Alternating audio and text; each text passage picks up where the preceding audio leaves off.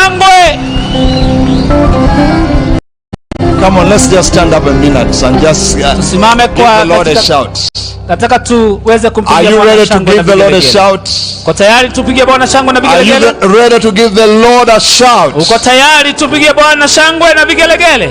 Every truth that you know helps to open up the spiritual realm. Kila ukweli ambao unaujua inakusaidia kufungua anga. So our making of noise, the Bible says, make a joyful noise. Biblia inasema fanya kelele za furaha. Not a sad noise. Sio kelele za huzuni. Not a sorrowful one. Na hata sio zile ambazo zimejaa huzuni. But a joyful one. Lakini zile ambazo zimejaa furaha. Are you ready to make a joyful noise? Uko tayari tufanye kelele za furaha? 1, are you ready? Moja, uko tayari? 2, are you ready? Mbili, uko tayari? 3, let's make a joyful noise.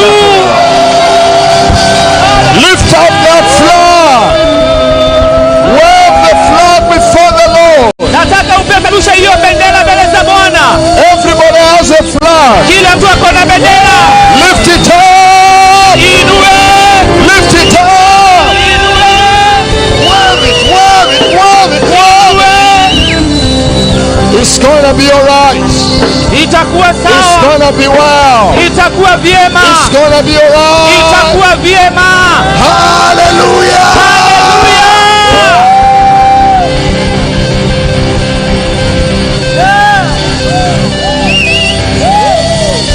Amen. Amina. Amen. Amina. Amen. Amina. Somebody say fire, fire. Fire, fire. Revival. Revival. Glory to God, glory to God. Wave those flags before the Lord. The Bible says wave, bring a wave offering, a wave offering. Wave before the King of Kings. As you do that, our nation is standing before the Lord.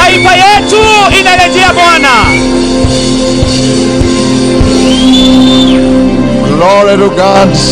You're going to give us a song. I'm handing over to Reverend Davis Kisotu to take over. He's the one who is going to be leading us now in the name of Jesus. Atachukulia kuweza kutuongoza kutoka hapo kwa jina la Yesu. Let's give him a hand clap offering. Wacha tumpigie makofi mazuri. He works in the office of our mom, the first lady of our nation. Anafanya katika ofisi ya mom ambaye ndiye bibi wa kwanza wa taifa. Yes, God bless you. Bwana wabariki. Wow. Glory to Jesus. Lift up your hands, everybody. Inua mikono yako kila mtu. I want Nairobi and the whole of this nation. Napenda Nairobi na taifa lote to hear that Jesus Christ, wasikia kwamba Kristo Yesu, the Son of the living God, mwana wa Mungu aishie, the creator of the whole universe, aliyezifanya mbingu na nchi, the living waters, ambaye anaongoza, the Lord of lords and the King of kings, Bwana wa mabwana na mfalme wa is the one who is reigning not only in Kenya but all over the world. Wala sio Kenya tu lakini mataifa yote. Lift up your hands and make a joyful noise. Piga kelele. Hebu tupeperushe tukipiga kelele tena. Piga kelele. Kama unaweza ruka mahali ulipo. Nasema ruka kama unaweza. Ruka kama unaweza. Hey! Yeah! Hallelujah! Hallelujah! Oh, Jesus is Lord. Yesu ni Bwana. Yesu Mwokozi ni Bwana. Jesus is Lord. Ni Bwana juu ya magonjwa na maradhi. Hallelujah. Ni Bwana juu ya umasikini na ukosefu. Yes, Lord. Ni Bwana juu ya kila kitu ambacho sio yake katika taifa letu. Yes, Lord. Oh, ruka tena, sema revival. Hey. The devil is in trouble. Shetani ametumbukia kwa shida. Wangapi wanakubaliana na mimi that the devil is in serious trouble? Shetani ametumbukia kwa shida. The enemy of this nation is in serious trouble. Adui wa taifa yako kwa shida kuu. Because the mountain of our God, ana mlima wa Mungu wetu, is above every other mountain. Pita milima yote. Jesus is Lord. Yesu ni Bwana. Amen. Amen. Wow. My goodness. Tukiwa tumesimama hivyo, nataka ugeukie jirani mwambie, kumbe pia uko hapa, nimefurahi kukuona.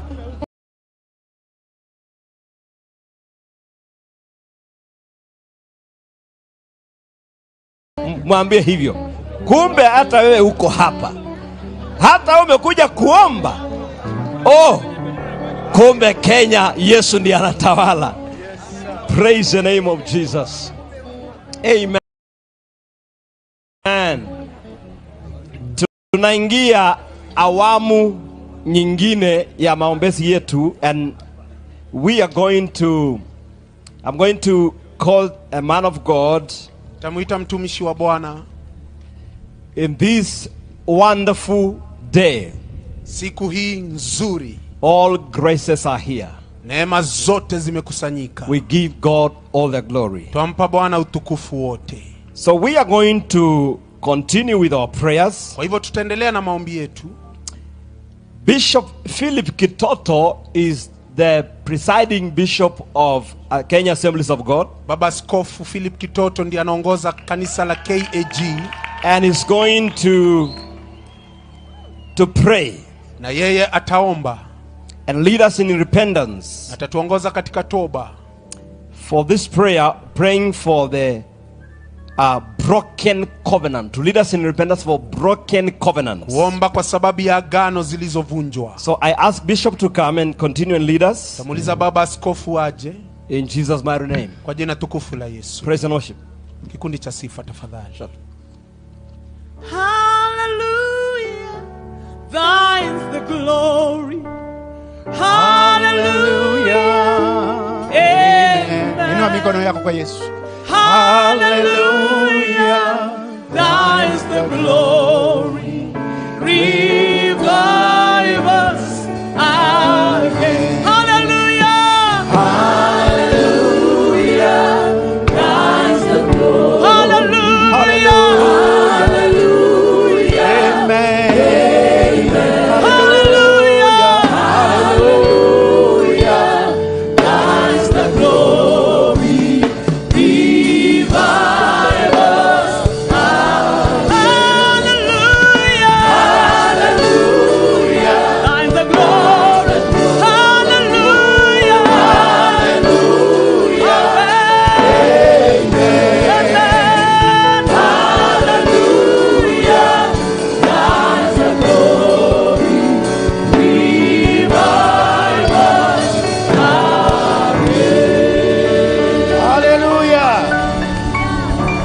Tunaweza kukaa kwa dakika moja.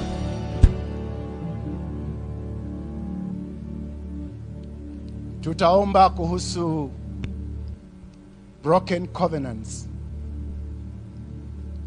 Ningependa uelewe kwamba kuna covenants aina mbili. Kuna zile nzuri na kuna zile mbaya. Na wengine wetu tutaanzia hapo. Pengine ulipozaliwa, ama pengine ukiwa kwa maisha yako ya kawaida, umeingizwa kwa covenants ama maagano zingine ambazo si za kiungu. Tunaelewana? Inaweza kuwa kutoka katika kijamii. Wengine wamekatwa, wamekaigizwa na kuwekwa pamoja na damu ili kwamba covenant hiyo isimame. Na ningependa leo tuanzie hapo kwa kuvunja ngome hizo zote na covenants hizo zote, agano hizo ambazo zimelinganishwa na sisi ama na watu wetu. Bwana Yesu asifiwe. Kumbuke, agano ikivunjika kwa upande wa Mungu, agano hilo inaleta judgment. hukumu ya Mungu.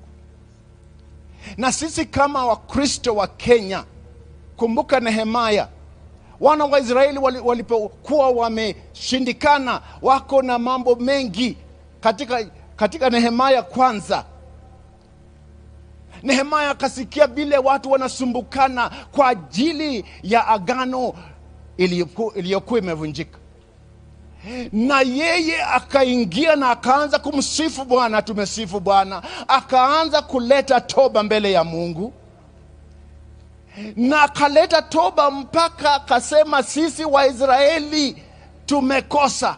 Wewe unaweza kuwa hapa na ukasema, mimi sijachukua agano lolote mbaya, lakini kwa sababu imechukuliwa, sote tunalilia Mungu, tunamwambia Mungu tuponye na agano hizo ambazo ni mbaya katika jina la Yesu. Wangapi wanaamini hivyo? Kitu cha pili, kuna agano zile ambazo ni nzuri Mungu ametupa, lakini wengi wamevunja. Israeli ilivunja. Katika jamii wengi wamevunja agano katika jamii. Agano la ndoa. Na jamii ndiyo msingi wa nchi. Jamii ikivunjika, nchi haitasimama. Yote ambayo unaona, kila mmoja wetu ametoka kwa jamii. Na kwa leo, siku ya leo, ningependa ukianza kuomba, utaanza kujifikiria wewe mwenyewe na jamii yako na dada yako na ndugu yako, na ukaanza kusema, Mungu wangu, tunakurudia kama jamii, ili nchi yetu ipone na agano zile ambazo ni mbaya, na tushikilie agano ya Mungu. Bwana Yesu asifiwe sana. Bwana Yesu asifiwe sana. So ningependa tusimame na tuanze kwanza kwa kuvunja hizo agano ambazo zingine tuliingia ndani. Halafu tutakuja kugundua pia, kabla mjasimama niseme kitu kimoja. Kuna agano za watu na watu. Hawa viongozi wa kisiasa kwa mfano, wako na agano zao na sisi ambao tunawafuata katika vyama. Na wengine wote hapa tutakubaliana, shida nyingi tumepitia imekuwa kwa agano zilizovunjika. Tuwe kweli na Mungu, agano watu hawana haja ya kumsikiza mwenzie. Jamii imepindukia jamii, jirani anapindukia jirani. Hata katika kanisa, wachungaji na washirika, agano zimevunjika. Kwa maana mimi kama mchungaji niliyesema mbele ya Mungu nitalinda watu wa Mungu, nimewachilia na kuanza kuwatumia badala ya kuwatumikia.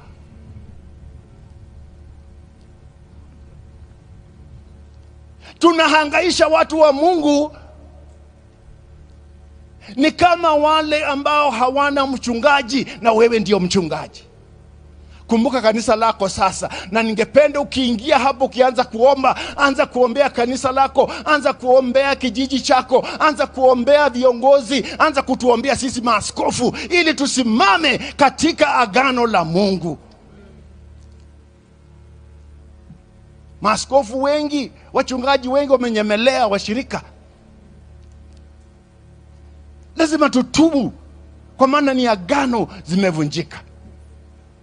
Wangapi wanakubaliana na mimi? Bwana amekuja kutuponya, na Mungu akianza kutuponya haponyi madoadoa, anaponya yote. Haleluya, anaponya yote. Tusimame, tuanze na kuvunja, halafu tuanze kuingia na kurekebisha. Vile Nehemia aliambiwa, ukishavunja rekebisha, na akaanza kupanda upya. Tuanze kupanda righteousness, tuanze kupanda love, tuanze kupanda watu kuheshimiana katika jamii. Jamii zote zile nyingi ili tuwe kitu kimoja. Bendera hii naona imepepea kando yetu, ni bendera ya agano, ya umoja wetu kama watu. Lakini tutasema hatutagawanywa tena kwa ajili ya matakwa ya wengine, ila kwa ajili ya ufalme wa Mungu na kuendeza yale ambayo ni mema. Tuinue mikono yetu tuanze kuomba.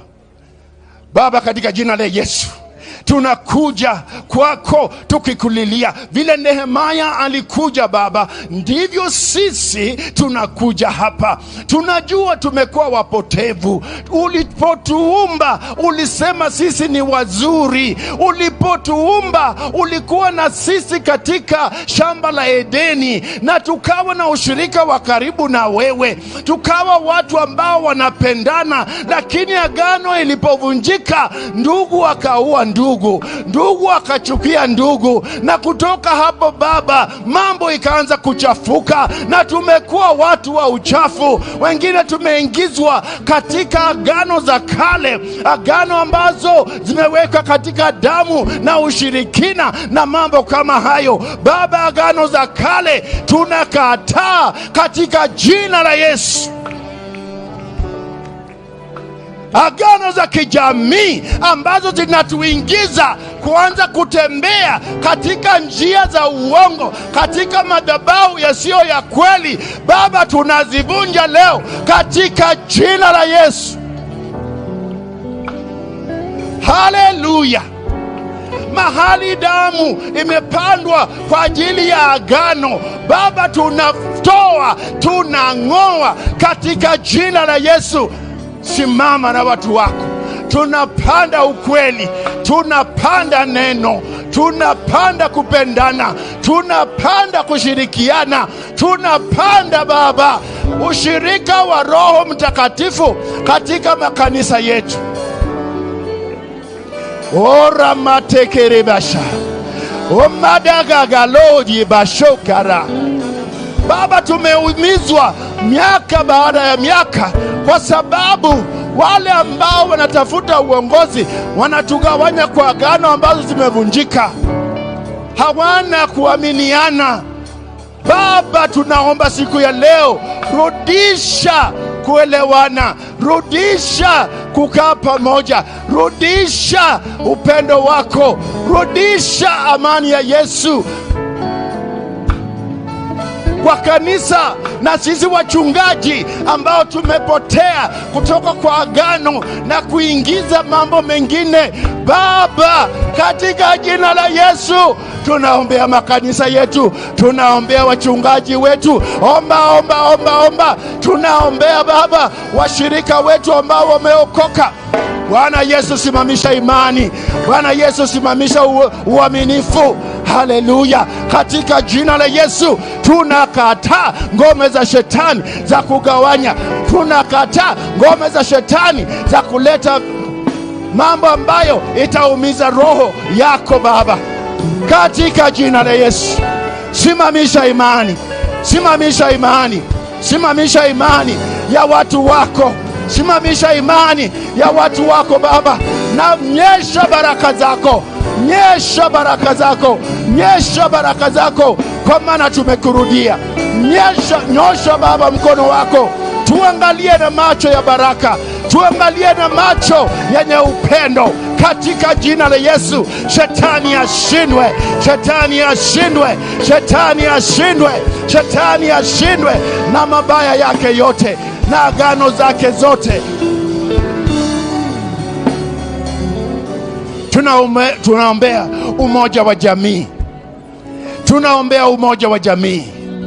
Mahali watoto wamevunja agano na kuanza kusumbua mama zao, na wameanza kuua, wameanza kuleta mihandarati, wameanza kuharibu. Oh Baba wetu, oh Baba wetu, tukumbuke kama nchi na utupatie vijana wetu. Rudisha vijana wetu, rudisha vijana wetu, rudisha vijana wetu, wasichukuliwe na agano mbaya katika jina la Yesu. Wewe ni Mungu wa upendo, wewe ni Mungu wa amani, Wewe ni Mungu ambaye anatujali. Tunakusifu, tunakusifu, tunasema asante, kwa maana tunakurudia, na wewe utaturejesha kwa mikono yako, utaturejesha katika ufalme wako, katika jina la Baba na jina la Mwana na jina la Roho Mtakatifu. Na watu wa Mungu wakasema nini? Amen.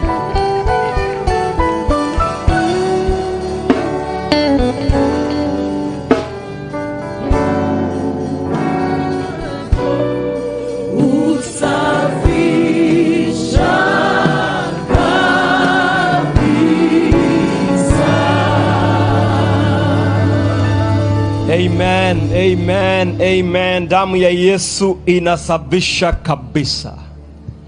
Inasafisha kabisa kila agano ambao tulifanya na tukajiingiza katika viwango vyote ya maisha, kwa viongozi wa kisiasa, viongozi wa jamii, viongozi wa kiroho.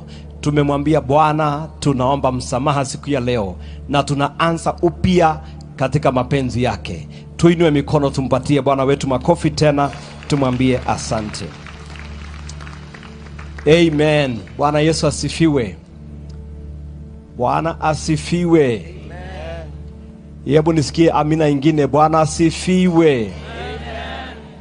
Wote walio mbali, naona wengine wako kule nyuma ya jukwaa, mnaweza kuja pande hii. Hapa bado nafasi iko ili tuwe pamoja. Now, kwa muda huu tayari tumemaliza maombezi ya kutubu na kunyenyekea na kumwambia Bwana utusamehe. Na sasa tunaingia awamu ya kumuomba Bwana na kumwambia Bwana tunaomba utupatie hii na kile. Na watumishi hawa wanapojipanga ili wakuje kwa pamoja, anayesimama kuombea familia ni Bishop Joseph Maisha. Anayeombea umoja wa mwili wa Kristo Bishop Robert Langat. Anayeombea biashara Bishop John CW. Anayeombea serikali ni Stephen Mairore. Na pia anayesimama na kuiombea shughuli ya elimu katika taifa letu ni Right Reverend Patrick Degu. Na vile vile anayesimama na kuiombea mambo ya media ni ndugu wetu Ezekiel Mutua. Na vile vile anayeombea art and entertainment, mambo ya kutumbuiza na mambo ya hizo zote inaitwa hivyo, ndugu yangu Pastor T Mwangi. Yeye ndiye atasimama na kuombea mambo hayo. Kwa hivyo haya ndio tunaita the 7 mountain of influence, ambao tunaenda kusimama na kuiombea na kuamini Mungu take over in these mountains of influence. Wangapi wanaamini ya kwamba katika haya yote 7 tunahitaji kuona Mungu kwa zote? Amen. Hallelujah. So kabla tuingie hiyo, nimeona tumeketi sana, tumevunja magoti sana, tumetulia. Nataka waimbaji watuingize katika sifa fupi tu, lakini ya kudance na kumtezea Bwana, kwa sababu tayari ametusamehe. Wangapi wanaamini tayari Bwana ametusamehe? Wengine ulikuja na dhambi ndogo ndogo ya moyo wako, ukaambia Bwana nisamehe. Si umesamehewa? Ya taifa tumemwambia Mungu tusamehe, si ametusamehe? Sasa nataka tumtukuse, tumwambie asante kwa sababu umetusamehe katika jina la Yesu Kristo. So naita waimbaji watuongoze kwa kifupi pia tunapoingia hiyo awamu nyingine, na watumishi hawa wajiandae katika kona hii ili tuendelee kufanya hayo maombi katika jina la Yesu. Asante. Amen. Tawauliza tusimame, tumwimbie Yesu. Wa Kenya wote mahali popote ulipo, peperusha bendera na umpatie Yesu vigelegele na shangwe. We can do better than that. Vigelegele na shangwe.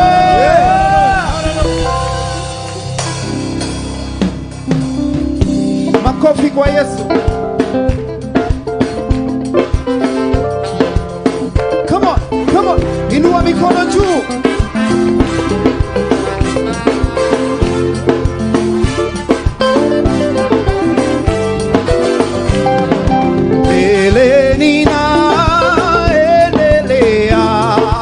Ni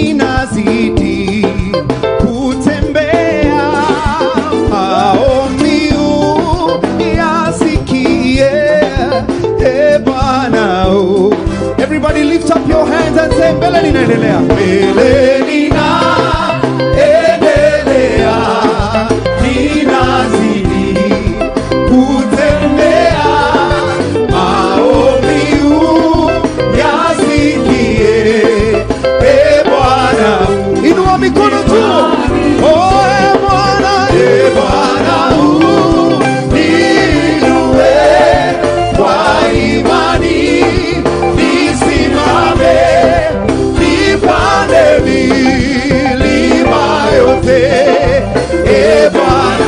Wakenya, inua mikono tu.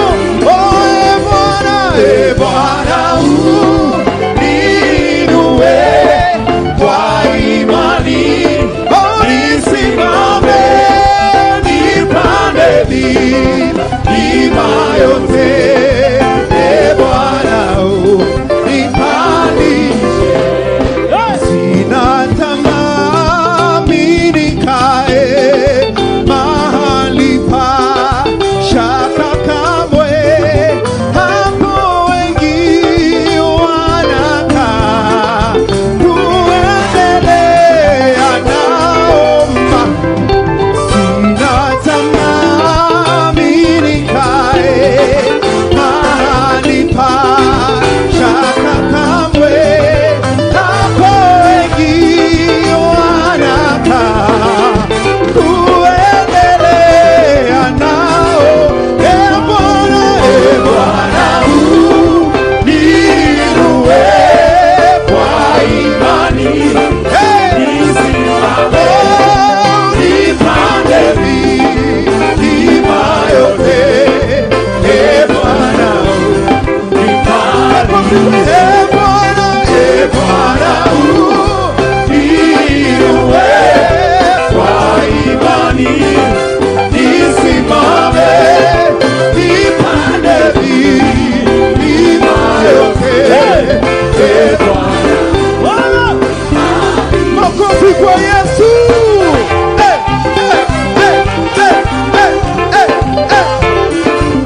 Mpe Yesu vigelegele na shangwe.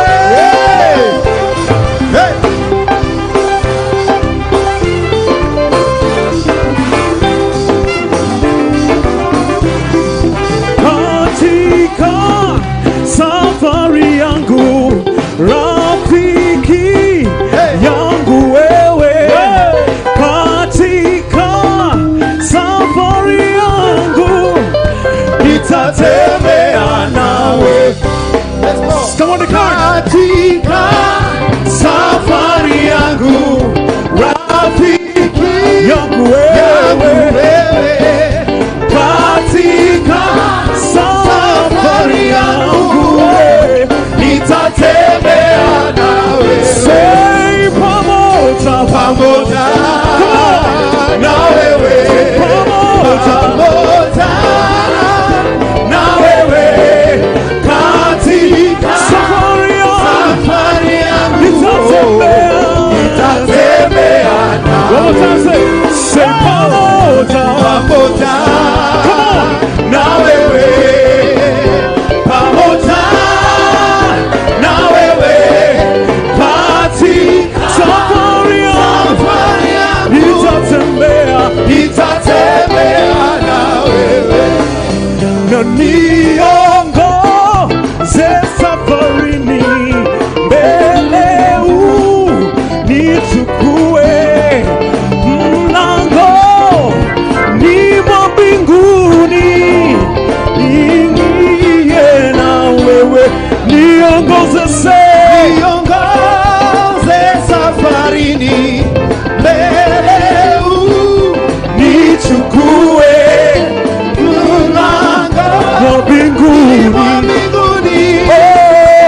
nitaingia na wewe. Say pamoja na wewe, pamoja na wewe, katika safari yangu, nitatembea.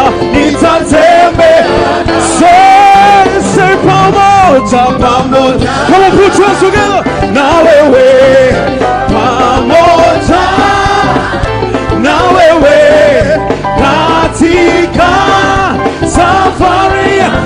nitatembea, nitatembea. Oh, say pamoja, pamoja. Put your hands together, come on. Makofi kwa Yesu. Pamoja na wewe, katika safari yangu, nitatembea, nawe. oh, nitatembea, nawe. oh, nitatembea, nawe. tutatembea, kama Wakenya, tutatembea, nawe. oh, tutatembea na wewe. Hallelujah. Hallelujah. Ambia jirani yako, lango ni Yesu. Lango ni Yesu. Lango ni Yesu. Lango ni Yesu. All right, one more time. Put your hands together. Come on. Hey, shoo.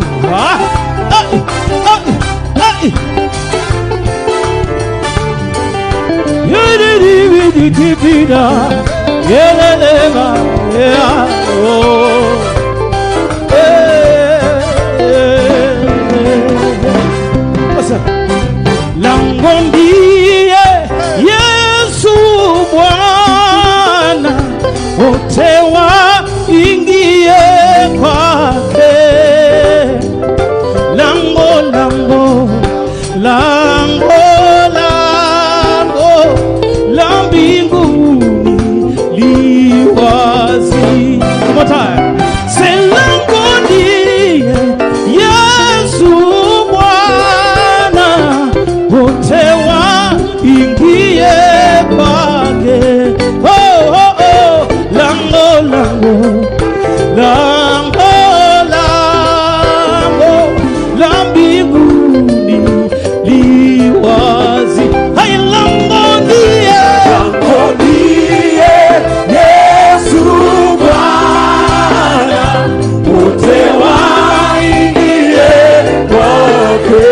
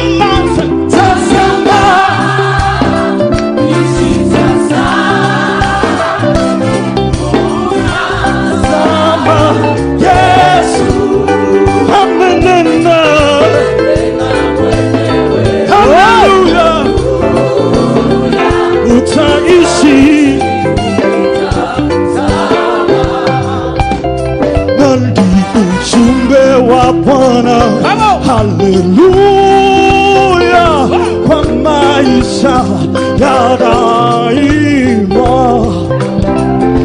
Amenena mwenyewe, haleluya, utaishi ukitazama. Ni ujumbe wa Bwana, haleluya, kwa maisha ya daima. Amenena, amenena, haleluya, utaishi ukitazama. Utazama, tazama, ishi sasa. Kutazama Yesu. Amenena, amenena mwenyewe, haleluya, utaishi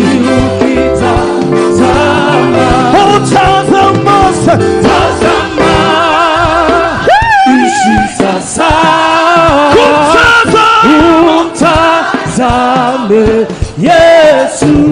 Amenena mwenyewe.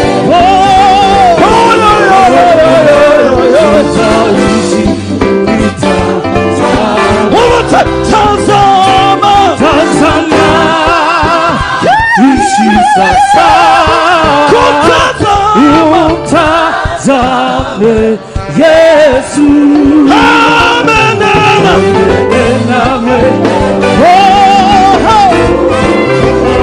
utaishi ukitazama. One more time. Tazama ishi sasa utazame Yesu. Amenena mwenyewe. Hallelujah. Tutaishi ukitazama. Amenena mwenyewe.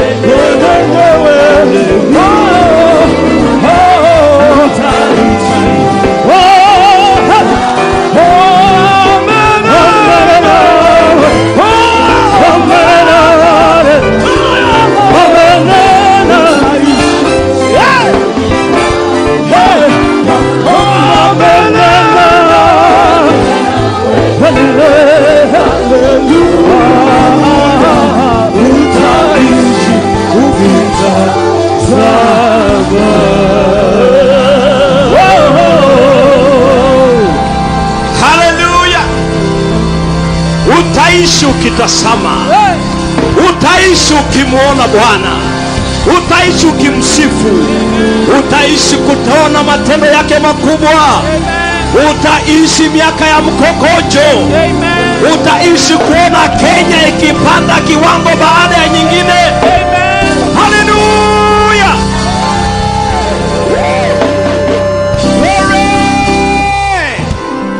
Hallelujah. Hallelujah. Hallelujah. Woo! Hallelujah. Unajua kwa hospitali kuna nyumba mbili ambayo yote mbili ni ya muhimu. Moja inaitwa maternity na moja inaitwa mortuary. Na zote mbili ziko kwa compound moja. Na zote mbili iko na watu wa viwango vyote. Geukia jirani, mwambie jirani tafadhali. Tuko maternity. Mortuary hatuyuko hapa. Maternity ndio kuna uhai. Maternity ndio kuna kuongea na kupiga sauti na kupiga nduru.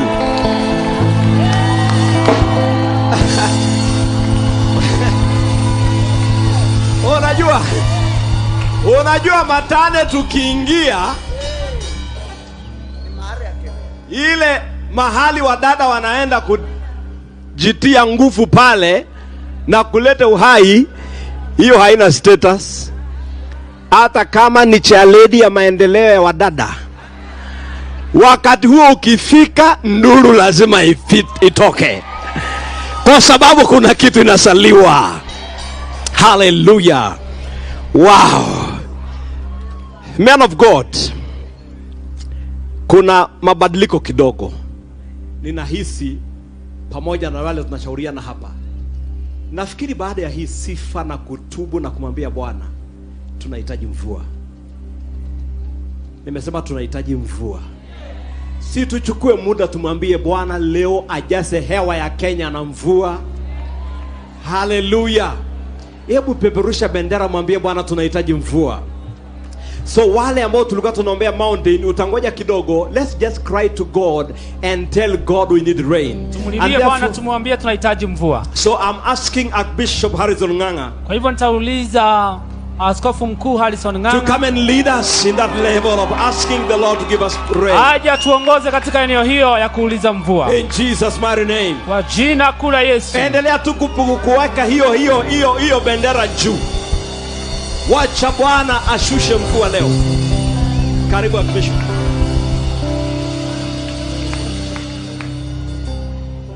Bwana Yesu asifiwe. Amen. Bwana Yesu asifiwe. Amen. Ninaomba tukae chini dakika mbili niwatayarishe kuitisha mvua, maana hii hapana mchezo. Hii ni kali. Amen. Ningependa kuambia kwamba Neno moja ambalo Roho wa Mungu anasema ni kwamba kabla hamujaniita niliwasikia, kabla hamujaomba niliwajibu.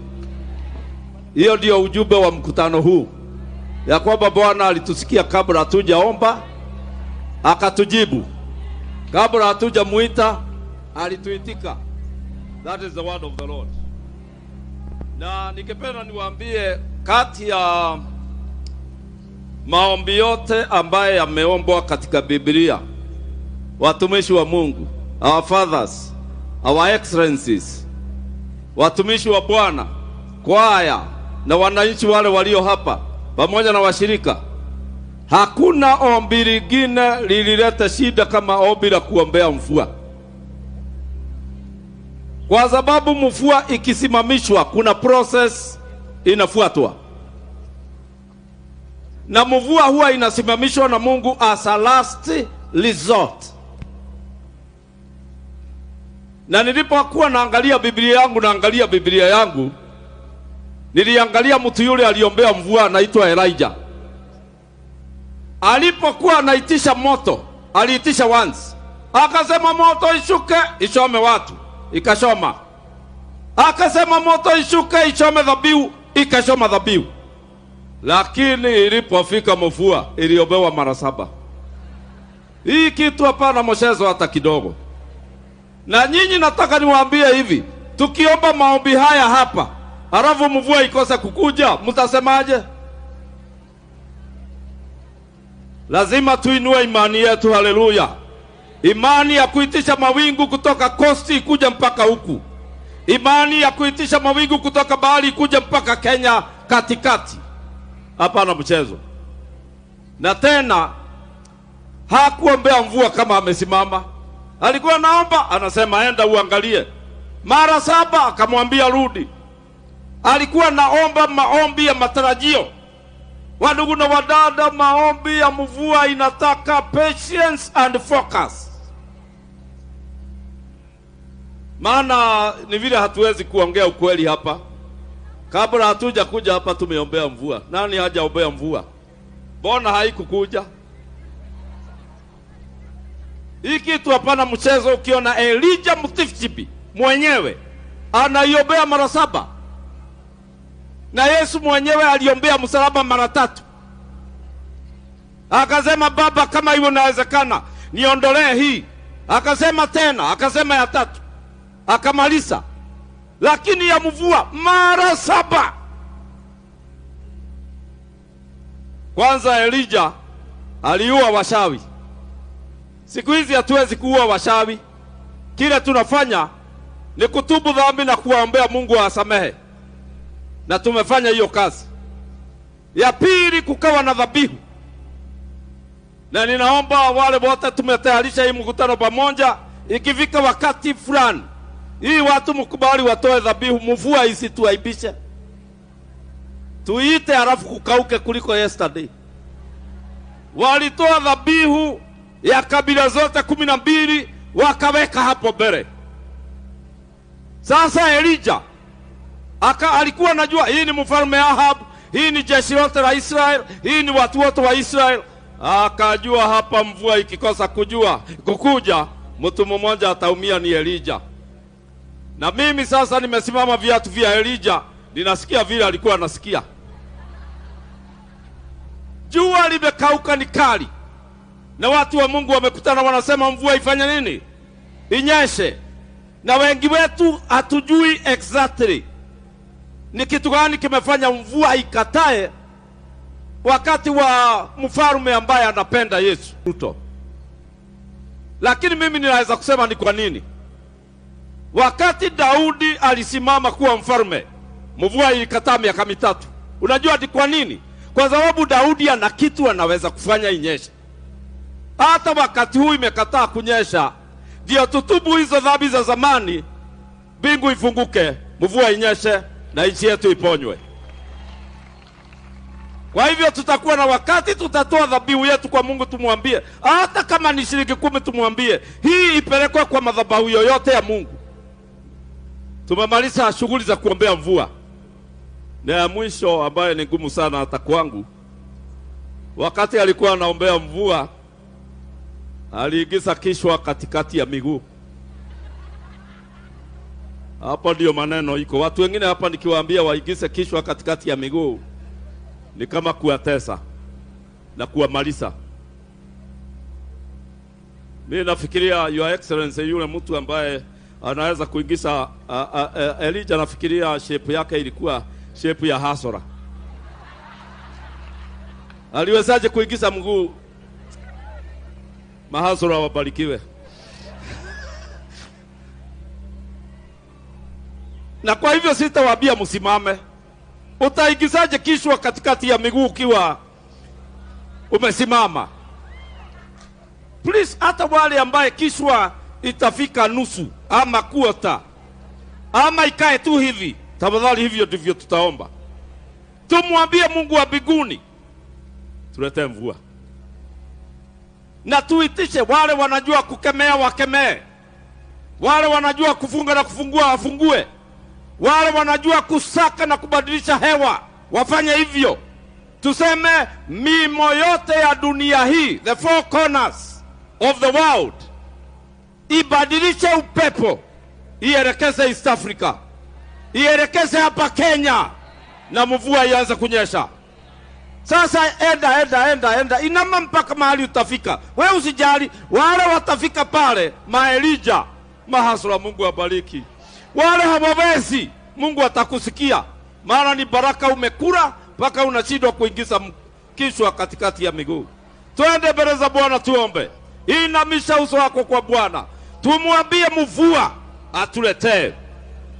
Baba Mungu wa mbinguni, nimekuja kwako katika background na platform ya watumishi wengi wamekuomba hapa, wakitubu dhambi za nchi hii ya Kenya, wakitubu dhambi za viongozi wetu, wakitubu dhambi za makanisa, na wakitubu dhambi za mahubiri. Baba, tumeinama mbele zako katika jina la Yesu, tukikuomba kama vile Elijah alikuomba. Tumekuja mbele zako kukuomba, na ulimusikia, na mvua ikanyesha siku ile ile ambaye dhabihu ilitolewa. Na mimi ninakuomba Baba katika jina la Yesu, ya kwamba vile tulivyo mbele yako, usikie kilio chetu ukiwa mbinguni, ili mbingu iwashe kukauka. Usikie maombi ya watumishi wako